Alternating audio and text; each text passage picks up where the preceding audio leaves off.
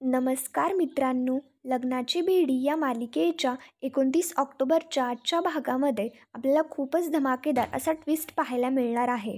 पूर्ण रत्नपारखी फॅमिली ही मधूच्या घरी गेलेली असते आणि मग त्याच्यानंतर राघव आता मधूला म्हणत असतो, विनू जसा तुझ्यावरती प्रेम करतो ना, तसाच तो आम्हा सगळ्यांवरती सुद्धा करतो. पण मात्र आता इकडे मधू म्हणत असते, तू जे बोलतोयस ना ते सगळं खरं आहे, पण मात्र त्याच्या सो कॉल्ड खऱ्या आईचं काय करायचं? इकडे सिंधू लगेच मधूला म्हणते की त्याची काळजी ना तू अजिबात नको करूस. ते आमचं आम्हाला काय करायचं ना आम्ही बघून घेऊ. त्याच्यानंतर राघव आता म्हणत असतो, लवकरच विनू त्याच्या खऱ्या आईला म्हणजेच की सिंधूला एक्सेप्ट करेल. तेवढ्यात आता विनू लगेच राघवला आवाज देतो. तर मग राघव लगेच आता विनूचा आवाज ऐकल्यानंतर लगेच त्याच्याकडे निघून जातो आणि राघव गेल्यानंतर सगळेच आता विनूला भेटण्यासाठी जातात. त्यानंतर सगळे निघून गेल्यानंतर इकडे मधू लगेच तिच्या आईला म्हणते, विनू 2 शब्द काय चांगले बोलला. तर यांना असं वाटलं की हे विनूचे डिरेक्ट मतच बदलू शकतात आणि मधूची आई लगेच तिला म्हणते की तू हे सगळं होऊ देणार नाहीस ना, याची मला चांगलीच खात्री आहे. मधू आता म्हणू लागते, अर्थातच ते तर मी करणारच आहे. मधू आजपर्यंत ना एकही चॅलेंज हरलेली नाहीये. आणि आता तिची आई तिला विचारत असते की नेमकं तू पुढे काय करायचं ठरवलंयस. मधूचं आता ठरलेलं असतं की आपल्याकडे विनू नावाचं जे हत्यार आहे ना, आता तेच हत्यार मी यांच्यावरती वापरणार. रत्नबारकी आता विनूवरती खरंच प्रेम करतात का, अशी शंका विनूच्या मनामध्ये निर्माण करायची आणि रत्नबारकींचा हा डाव त्यांच्यावरतीच उलटवायचा. तर मग मधूची ही सगळी आयडिया तिच्या आईला सुद्धा पटते. त्याच्यानंतर आता इकडे दुसरीकडे राघव आणि विनू दोघेही चेस्ट खेळत असताना विनू चीटिंग करतो. तर मग राघव लगेच विनूला म्हणतो, विनू मी तुला म्हणालो होतो ना की नो चीटिंग, तरी सुद्धा तू चीटिंग केलीस ना. पण मात्र विनू चीटिंग करतो आणि तरी सुद्धा तो आउट होऊन जातो. तेवढ्यात सिंधू लगेच विनूसाठी जेवण घेऊन येते. राघव आता स्वतःच्या हाताने विनूला जेवण भरू लागतो.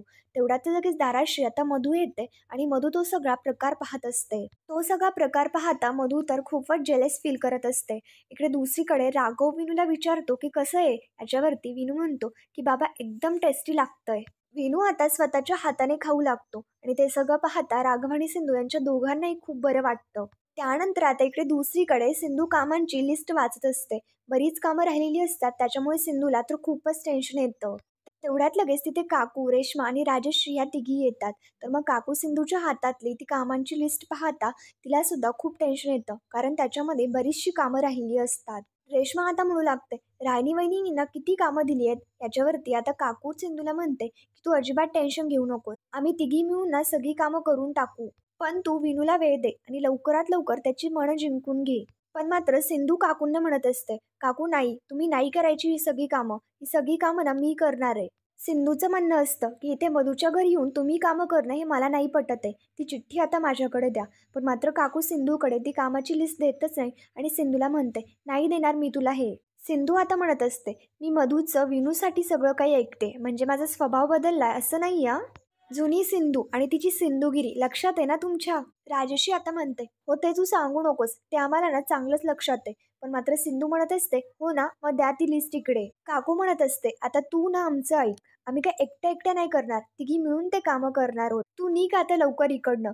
त्याच्यानंतर काकू आता रेश्माला म्हणते की ऋतुजाला फोन कर आणि सावीची तब्येत कशी येते विचार. त्याच्यानंतर आता काकू सिंधूला तिकडनं काढून देऊ लागते. पण मात्र तेवढ्यात लगेच समोरनं राघव येतो आणि तो सिंधूला म्हणतो की हे काय, काकूने तुला सांगितलं होतं ना की सगळ्यात जास्त विनू बरोबर टाइम स्पेंड कर, तू इथे काय करतीयस. सिंधू आता म्हणू लागते, अहो राघव तुम्ही जे म्हणताय ना ते बरोबर आहे. पण मात्र काकू आणि आई यांच्या दोघींचे आता वय झालंय. त्यांनी इथे येऊन मधूच्या घरी ही सगळी कामं करावी ना असं मला नाही वाटत आहे. राघव सिंधूला शांत करत म्हणतो, हे बघ तू इतका विचार नको करू आणि आपण सगळे ना एकत्र कुटुंबामध्ये राहतो. एकाची अडचण जी असते तीच सगळ्यांची असते. एकाला जर प्रॉब्लेम आला तर बाकीचे सगळे त्याच्या मदतीला धावून जातात. त्याच्यामुळे प्लीज तू हा सगळा विचार सोडून दे आणि जास्तीत जास्त वेळ विनू बरोबर कसा घालवता येईल ते बघ. त्यांना वाटतंय ना तुझी मदत करावी, मग करू दे ना. याच्यावरती आता सिंधू म्हणत असते, राघव ही माझी लढाई आहे आणि याच्यामध्ये घरच्यांची फडफड व्हावी असं मला नाही वाटत आहे. तुम्ही तुमच्या ड्युटीवरती जा आणि मी हे सगळं बघते काय करायचं ते. राघव आता सिंधूला स्पष्टपणे सांगून टाकतो की विनू आपला मुलगा आहे, मी त्याला आणि तुला सोडून ना कुठेच जाणार नाहीये, कळलं का तुला. आणि मोस्ट इम्पॉर्टंट म्हणजे आम्ही इथे सगळे तुझ्या मदतीसाठी आणि त्याला भेटायला आलोय. आता तू ना जास्त विचार नको करूस. आता ना आपल्या सगळ्यांचा एकच फोकस आहे की विनूला लवकरात लवकर घरी कसं घेऊन जाता येईल. त्यासाठी तुझ्या डोक्यामध्ये काही आयडिया आहे का. असं काहीतरी करता आलं पाहिजे की ज्याने आपल्याला विनूचं मन डायव्हर्ट करता येईल. त्याचं एकदा मन वळालं ना की सगळे प्रॉब्लेम्स असे आपोआप सुटत जातील. सिंधू आणि राघव आता विचार करू लागतात. तेवढ्यात सिंधूच्या डोक्यामध्ये एक आयडिया येते. सिंधू काकू, रेश्मा, राजेश यांच्या तिघींना सुद्धा तिच्याजवळ बोलवून घेते आणि आयडिया समजावून सांगू लागते. आणि सिंधूची ही आयडिया सगळ्यांनाच पटते. मग त्याच्यानंतर तिच्या आयडियानुसार सगळे काम करायला लागतात. त्यांचा प्लॅन असतो. तर मग त्याच्यानंतर राजेश आता तिच्या हातातला फ्लॉवर पॉट आता खाली फेकून देते आणि त्याचा आवाज झाल्यानंतर तिथे तिथे लगेच आता मधू आणि तिची आई येते. तर मग काकू लगेच म्हणते, हे बघ माझ्याकडून फुटलाय तो. मधू आता लगेच ओरडत म्हणते, असं कसं फुटलं हे? हे किती महागाचं होतं हे कळतंय का तुम्हाला? आता हा जो वास फुटलाय ना त्याचं नुकसान कोण भरून देणार? काकूंचं म्हणणं असतं, अगं वास काय वास, हा साधा ना फ्लावर पॉट आहे. राजेश्री सुद्धा म्हणत असते, तुळशी बागेमध्ये गेलं ना तर 150-150 रुपयाला मिळतं. आणि आता या अशा पद्धतीने बोलत असतात आणि मधूला चिडवून देण्याचा प्रयत्न करत असतात. मधू म्हणत असते की त्याची किंमत काय होती हे माहिती का तुम्हाला? पण मात्र काकू म्हणत असते, हो का? किंमत आता तू सांगणार का?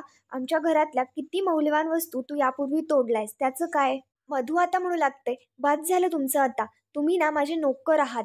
तुम्ही नोकराच्या लिमिट्समध्ये राहायचं, नाहीतर तुमची लायकी दाखवून द्यायला ना मला फारसा वेळ नाही लागणार.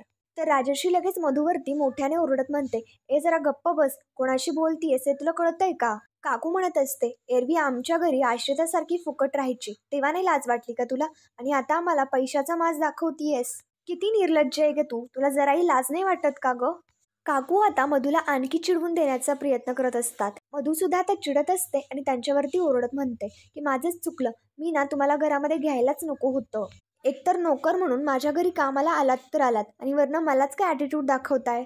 रेश्मा आता म्हणू लागते, आमच्यामध्ये किती हिंमत आहे ना याची अजून तुम्हाला कल्पनाच नाहीये. मधू आता म्हणू लागते, ए तू गप्प बस ग, तुला बरा आज कंठ फुटला. मी ना माझ्या मुलाला तुम्हाला भेटून देते ना हेच तुमचे उपकार समजा. काकू आता म्हणू लागते, उलट ना तू गप्प बस, इथे आमच्या नातवाला तू घेऊन आलीयस आणि वरनं आमच्यावरतीच काय दादागिरी करतेस? राजश्री आता म्हणू लागते, वहिनींनी ना तुझ्यावरती मुलीसारखं प्रेम केलं आणि तू त्यांच्याशी असं वागतीयस का? अगं मेन म्हणजे जास्त काही नाही, त्यांच्या वयाचं तरी भान ठेव. आणि मग त्याच्यानंतर राजश्री आता तिच्या आईला म्हणते, काय हो हे संस्कार आहेत का तुमचे? असं शिकवलं का तुम्ही तुमच्या पोरीला? मोठ्यांचा मान कसा राखायचा नाही शिकवा झाला पोरीला. काकू आता मधूकडे येत म्हणते की राजश्री बघ, मी माणसं ओळखायला चुकले. हिच्यासारख्या मुलींना पुढच्या वेळी मी नोकर म्हणून सुद्धा ठेवणार नाहीये आणि एवढी तिची लायकी सुद्धा नाहीये. मधू आता काकूंचं हे बोलणं पाहता भयंकर चिडते आणि मागचा पुढचा कुठलाही विचार न करता काकूंच्या कानाखाली मारायला लागते. पण मात्र तेवढ्यात तिथे सिंधू असते आणि ती लगेच मधूचा हात पकडते. मधू अशी काकूला मारायला लागली ते पाहता सगळ्यांनाच खूप मोठा धक्का बसतो. सिंधू आता मधूला म्हणते, तू काय अक्कल गहाण ठेवली आहेस की काय? कोणावरती हात उकारतीयस हे कळतंय का तुला? अगं बाकीची अक्कल नसली ना तरी सुद्धा निदान त्यांच्या वयाचा तरी मान ठेव. पुन्हा जर माझ्या घरच्यांना त्रास दिलास ना तर मी तुझं काय करेन ना लक्षात ठेवा. याच्यावरती मधू आता म्हणू लागते, तू ना माझ्या घरची नोकरच, त्याच्यामुळे ना माझ्याशी नीट बोल. आणि माझ्याशी अशा पद्धतीने बोलायची हिंमतच कशी झाली तुझी? मधू आता खूपच घाणेरडं काम करते आणि सिंधूच्या सनकन कानाखाली मारते. तेवढ्यात लगेच तर राघव विनूला घेऊन तिथे येतो आणि विनू तो सगळा प्रकार पाहत असतो. मधूने विनूला पाहिलेलंच नसतं, पण मात्र सिंधू विनूला पाहते आणि लगेच नाटकं करत करत मधूला म्हणू लागते, अगं तुला मला मारायचंय ना, आणखी मार. आमच्या सगळ्यांकडनं चूक झाली ग, माफ कर. काकू, राजश्री, रेश्मा हे सगळेच आता मधूसमोर हात जोडतात आणि रडत रडत म्हणत असतात की आमचं आमच्या नातवावरती ना खूप प्रेम आहे ग आणि आम्ही विनूशिवाय नाही राहू शकत. राजश्री सुद्धा म्हणत असते की आम्हाला प्लीज माफ कर, आम्हाला एवढी मोठी नाही शिक्षा देऊ नकोस. काकू आता रडत म्हणत असते, हे बघ साफसफाई करताना चुकून माझ्या हातनं हा बास फुटला, तू त्याची किंमत सांग ना काय. इकडे विनू तर ते सगळं पाहतच असतो. मधूला सुद्धा आता प्रश्न पडतो की हे आत्ता भांडायला लागलेले होते आणि असे भोळे चेहरे करत माझ्याशी बोलायला काय लागले. राजश्री म्हणत असते, आम्ही सगळे हात जोडतो तुझ्यासमोर, पण मात्र आम्हाला आमच्या विनूपासून असं लांब नको करू. ते सगळं आता विनू ऐकतो आणि विनू लगेच मधूला विचारतो की मम्मा काय झालं ग? मधू सुद्धा आता विनूला पाहते आणि लगेच सिंधूला म्हणते, अच्छा म्हणजे तुम्हा सगळ्यांचा टोन हा असा अचानक कसा बदलला ना याचं कारण आत्ता कळतंय मला. मधू काहीतरी वेगच बोलते पण सिंधू लगेच आता वेगच करते. सिंधू म्हणू लागते, ग काही काय बोलतीयस ग तू? आमची चुकी झाली पण या सगळ्यामध्ये तू विनूला नको ओढूस ग, लहान आहे तू अजून. तुला जी शिक्षा द्यायची ना ती मला दे, मार हवं तर मला, पण मात्र घरच्यांना काही करू नकोस. मधू आता सिंधूला म्हणते, गप ग, काय ड्रामा करतीयस? हा ड्रामा करणं ना बंद कर. मधू आता लगेच विनूला म्हणू लागते, विनू बाळा तू यांच्याकडे ना लक्ष देऊ नकोस, हे सगळे ना खोटं बोलतायत. मी कोणाला काहीही बोललेली नाहीये. मी सगळ्यांशी कसं चुकीचं वागते ना हे दाखवण्यासाठी हे सगळे नाटक करतायत मुद्दाम. विनू अरे माझ्यावरती विश्वास ठेव. हे सगळे तुला माझ्यापासून लांब करायला आलेत आणि परत घरी घेऊन जायला आलेत. पण तू मला प्रॉमिस कर की तू यांच्यावरती विश्वास नाही ठेवणार. सिंधू आता म्हणू लागते की मधू अगं काहीही काय बोलतीयस ग. तो किती लहान आहे बघ. त्याचं किती मनापासून प्रेम आहे तुझ्यावरती ते बघ. अगं त्या प्रेमाचा तू असा गैरफायदा नको घेऊस. राजेशी सुद्धा आता डामा करत हात जोडत म्हणत असते, राणी अगं आमच्या विनूला आमच्यापासून दूर नको करूस ग. अगं त्याच्या मनामध्ये आमच्याविषयी विष नको कालवूस. आणि सगळेच आता भोळ्यात चेहरा करत रडण्याचं नाटक करत विनूची संपत्ती मिळवण्याचा प्रयत्न करत असतात. त्यांची सगळी नाटकं पाहता मधू लगेच म्हणते, इनफ, बास करा आता, किती नाटकं करताय अजून. आणि मधू आता इकडे विनूला म्हणू लागते, विनू माझा मुलगा आहे आणि कोणी किती जरी नाटकं केली ना तरी सुद्धा त्या नाटकांचा माझ्या मुलावरती काहीही परिणाम नाही होणार. विनू तुमच्यावरती कधीही विश्वास नाही ठेवणार. विनूचा फक्त त्याच्या आईवरती विश्वास आहे. मधू आता विनूला म्हणत असते, विनू मी बरोबर बोलती ना.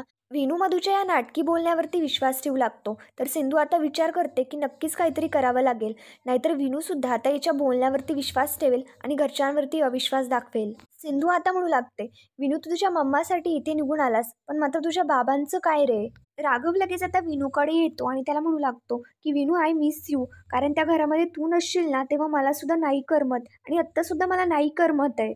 राघव विनूला असं दाखवून देत असतो की जणू काय तो तिला खूपच मिस करतो. सिंधू आता विनूला म्हणू लागते की विनू तुला माझ्याशी प्रॉब्लेम आहे ना, तू मला हवी ती शिक्षा दे, पण मात्र तू तुझ्या बाबांना आणि आजीला का शिक्षा देतोयस रे. विनू आता राघवला म्हणतो की बाबा मला कळतंय, तुम्ही आमच्याबरोबर इथे राहा ना. विनूचं हे बोलणं पाहता मधूला आता खूप आनंद होतो, पण मात्र राघव विनूला म्हणतो की नाही बाळा, मी असं नाही करू शकणार. जसं तू तुझ्या मम्माशिवाय नाही राहू शकत ना, तसंच मी सुद्धा माझ्या आईशिवाय नाही राहू शकत. त्या घरामध्ये आपली बरीच लोक आहेत. तू आणि मी इथे राहिलो तर ती लोक आपल्या दोघांनाही खूप मिस करतील आणि आफ्टर ऑल ते घर आपलं आहे. राघवचं हे बोलणं पाहता विनू लगेच आता मधूला म्हणतो, मम्मा तू एक काम कर, तू माझ्याबरोबर आपल्या घरी चल ना. मधू आता म्हणत असते, नाही विनू, त्या घरामध्ये माझा खूप अपमान झालाय आणि मी त्या घरामध्ये नाही येऊ शकत. सिंधू लगेच भोळा चेहरा करत मधूला म्हणू लागते की मधू अगं काय करतीयस तू. हे सगळे तुझ्यावरती किती प्रेम करतात. तू आत्ता आमच्याशी जसं वागलीयस ना तसं त्या घरामध्ये कधीच कोणी तुझ्याशी तसं वागलेलं नाहीये. इकडे दुसरीकडे मधूला आता प्रश्न पडतो की हे बरोबर आहे. आता यांची ही सगळी नाटकं बघून ना विनू नक्कीच त्यांच्या बाजूने विचार करेल आणि मधूला काय करावं काहीच समजत नसतं. मधू या गोष्टीचा विचार करू लागते की त्याचं मन आता माझ्या बाजूने कसं वळवू. राघव सुद्धा आता नाटकं करत मधूला म्हणू लागतो की प्लीज मधू, माझ्या विनूला माझ्यापासून लांब नको करूस. सगळेच आता विनूला चिलबिचिल करू लागतात की विनू ते आपलं घर आहे, चल ना, आम्हाला नाही करमत तुझ्याशिवाय. सगळे आता विनूला अशी चिलबिचिल करू लागतात. तर मग विनूला सुद्धा आता हो बोलावंच लागतं.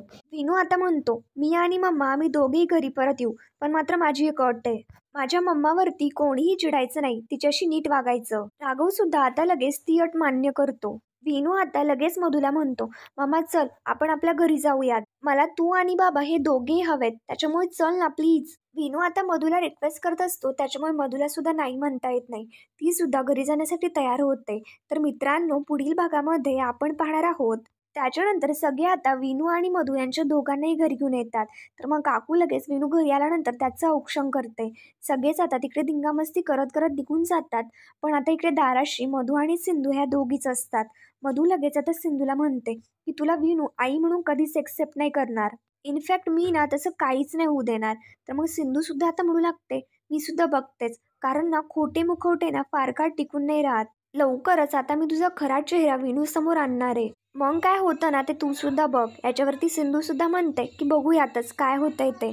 तर मित्रांनो, पुढील भागांच्या डेली अपडेटसाठी आमच्या शिव मराठी या चॅनलला लगेच सबस्क्राईब करा. थँक्यू.